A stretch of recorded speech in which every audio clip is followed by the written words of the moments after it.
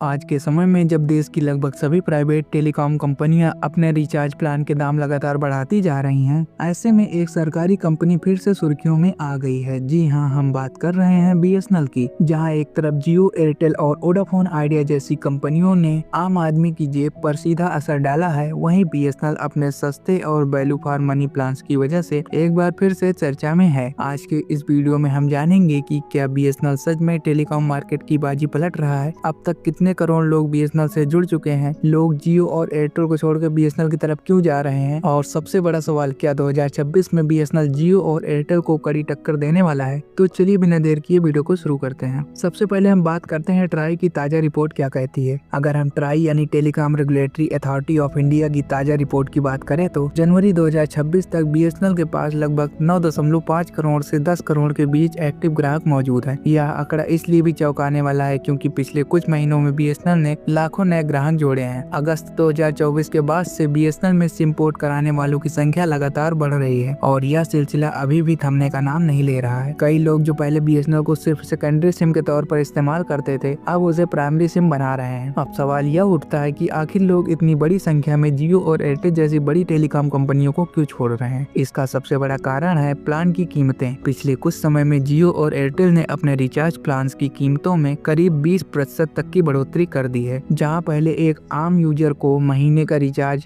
250 से 300 रुपए में हो जाता था, अब वही रिचार्ज 350 से 400 रुपए तक पहुंच चुका है। ऐसे में जिन यूजर्स को ज्यादा डेटा या हाई स्पीड 5G की जरूरत नहीं है, वे बीएसएनएल की तरफ शिफ्ट हो रहे हैं, क्योंकि बीएसएनएल आज भी कम कीमतों में लंबी वैलिडिटी और अनलिमिटेड कॉलिंग जैसे फायदे दे रहा है। अब हम जानते हैं कि क्या बीएसएनएल में नेटवर्क की समस्या सच में है या नहीं। यह सवाल लगभग हर किसी के मन में आता है कि बीएसएनएल सस्ता तो है, लेकिन क्या नेटवर्क सही मिलेगा। तो यहाँ आपको मैं एक जरूरी जानकारी दे देता हूँ। बीएसएनएल ने अब तक 1 लाख से ज्यादा स्वदेशी 4G टावर पूरे देश में लगा दिए हैं। ये सभी टावर पूरी तरह से मेड इन इंडिया टेक्नोलॉजी पर आधारित है। सरकार और बीएसएनएल का लक्ष्य है कि 2026 के अंत तक पूरे देश के ज्यादातर हिस्सों में बीएसएनएल का 4G नेटवर्क पूरी तरह से स्टेबल हो जाए। ग्रामीण इलाकों में पहले से ही बीएसएनएल की पकड़ मजबूत रही है और अब धीरे धीरे शहरी इलाकों में भी नेटवर्क सुधार देखने को मिल रहा है। बीएसएनएल के नए 4G टावरों की सबसे खास बात यह है कि ये सभी 5G रेडी हैं। मतलब यह कि जब भी बीएसएनएल अपने 5G सर्विस को लॉन्च करेगा तो उसे नए टावर लगाने की जरूरत नहीं पड़ेगी। बीएसएनएल अपने मौजूदा 4G नेटवर्क को सॉफ्टवेयर अपडेट के जरिए 5G में अपग्रेड कर सकेगा। इससे 5G लॉन्च के बाद बहुत कम समय में बीएसएनएल की 5G सर्विस अलग अलग एरिया में उपलब्ध हो सकती है। हालांकि बीएसएनएल का 5G लॉन्च प्राइवेट कंपनियों के मुकाबले थोड़ा देर से होगा, लेकिन कीमत के मामले में बीएसएनएल एक बार फिर से बाजी मार सकता है। अगर हम वर्तमान टेलीकॉम इंडस्ट्री की रैंकिंग देखें तो